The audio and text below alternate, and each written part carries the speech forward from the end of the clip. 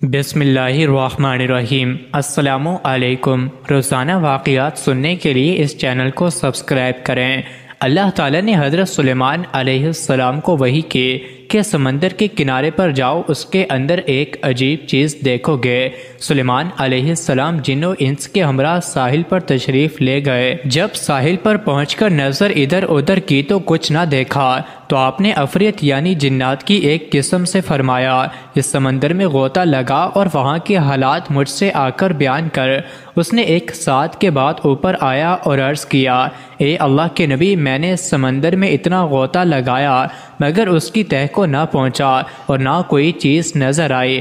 آپ نے دوسرے عفریت سے فرمایا، تو غوطہ لگا کر وہاں کی حالت مجھ سے بیان کر۔ اس نے بھی غوطہ لگایا اور نکل کر وہی کہا جو پہلے عفریت نے کہا تھا، اور اس نے بھی پہلے والے سے دگنے غوطے لگائے تھے۔ آپ نے آصف بن برخیہ سے کہا جو آپ کے وزیر تھے، سمندر کے اندر کا حال معلوم کرو۔ پھر انہوں نے سمندر میں غوطہ لگایا۔ انہوں نے فوراً ایک سفید فوری قبہ حاضر کیا جس کے 4 دروازے تھے، ایک موتی کا، ایک یاقوت کا، ایک ہیرے کا اور ایک سبز زمرد کا، اور سب دروازے کھلے ہوئے تھے۔ ان میں ایک قطرہ بھی پانی داخل نہ تھا، حالانکہ وہ سمندر کی تہہ میں تھا جس کی گہرائی اتنی تھی کہ پہلی عفریت نے جو غوطہ لگایا تھا اس طرح کی 3 غوطہ اور لگاتا تو تہہ تک نہ پہنچتا۔ انہوں نے جب قبے کو حضرت سلیمان علیہ السلام کے سامنے حاضر کیا تو کیا دیکھتے ہیں کہ اس قبے کے اندر ایک خوبصورت جوان صاف کپڑے پہنے نماز پڑھ رہا ہے۔ آپ نے قبے میں داخل ہو کر اسے سلام کیا اور فرمایا، تجھے سمندر میں کس چیز نے پہنچایا؟ اس نوجوان نے جواب دیا، اے اللہ کے نبی، میرے والد اپاہج اور والدہ نابینی تھی، میں نے ان کی 70 برس خدمت کی۔ جب میری والدہ وفات پانے لگی تو انہوں نے دعا کی، اے اللہ، میرے بیٹے کی عمر اپنی عبادت و اطاعت میں دراز فرما۔ اور جب والد کی وفات کی نوبت آئی تو انہوں نے یہ دعا کی، اے اللہ، میرے بیٹے سے ایسی جگہ خدمت لے جہاں شیطان کا دخل نہ ہو۔ جب میں انہیں دفنا کر ساحل کی طرف آیا تو یہ قبہ نظر آیا۔ میں اس کی خوبصورتی کو دیکھنے کے لیے اندر داخل ہوا، اتنے میں ایک فرشتے نے آ کر مجھے سمندر کی گہرائی میں اتار دیا۔ حضرت سلیمان علیہ السلام نے اس نوجوان سے پوچھا، تم کس زمانے میں ساحل پر آئے تھے؟ اس نے عرض کیا کہ حضرت ابراہیم خلیل اللہ علیہ السلام کے زمانے میں۔ حضرت سلیمان علیہ السلام نے تاریخ دیکھی تو معلوم ہوا کہ اس درمیان میں 2000 سال گزر گئے ہیں، لیکن وہ شخص بالکل جوان تھا اور ایک بال بھی سفید نہ ہوا تھا۔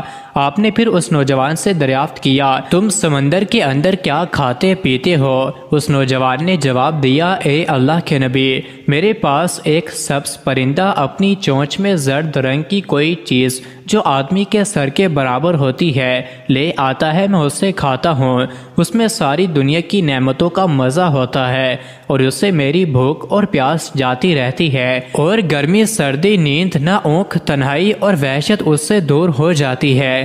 حضرت سلیمان علیہ السلام نے اس سے فرمایا، تم ہمارے ساتھ چلنا چاہتے ہو یا اپنی جگہ دوبارہ واپس ہونا چاہتے ہو؟ اس جوان نے عرض کیا، مجھے اپنی جگہ پر لٹا دیجئے۔ آپ نے آصف بن برخیہ سے فرمایا کہ اسے اپنی جگہ پر واپس پہنچا دو۔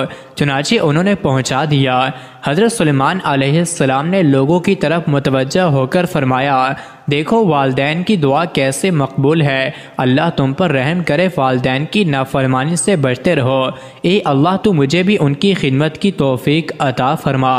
حضرت علی رضی اللہ عنہ سے روایت ہے کہ رسول کریم صلی اللہ علیہ وسلم نے فرمایا، 7 ایسے اشخاص ہیں جنہیں تم قبر میں دفن کرو گے تو ان کے رخ قبلے سے پھیر دیے جائیں گے۔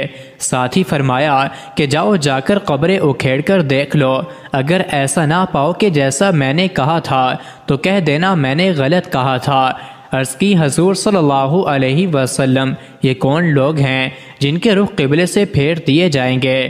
حضور صلی اللہ علیہ وسلم نے ارشاد فرمایا، پہلا شارب الخمر یعنی شراب پینے والا، شراب پلانے والا، شراب بیچنے والا، شراب خریدنے والا یا شراب کو منتقل کرنے والا، ان سب پر اللہ کے رسول صلی اللہ علیہ وسلم نے لعنت بھیجی ہے۔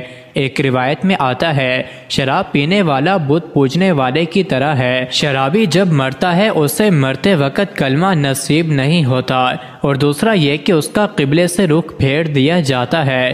نمبر 2، انسانوں کی خرید و فروخت کرنے والا، یعنی وہ افراد جو انسانی اعضاء یا مکمل انسان کی خرید و فروخت کرے، اس کا رخ بھی مرنے کے بعد قبر میں قبلے سے پھیر دیا جاتا ہے۔ نمبر 3، جھوٹی گواہی دینے والا۔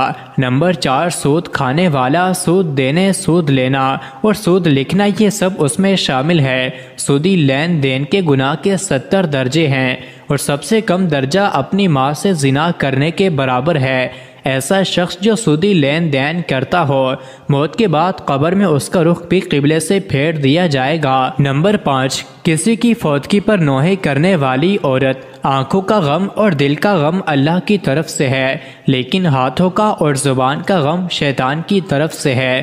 ایک روایت میں آیا ہے جس نے گریبان نوچے اپنے منہ پر تھپڑ مارے اور جاہلوں جیسی باتیں کی، اس سے ہمارا کوئی تعلق نہیں ہے، اس لیے جب دل غمزدہ ہو تو آنکھوں سے روئیں۔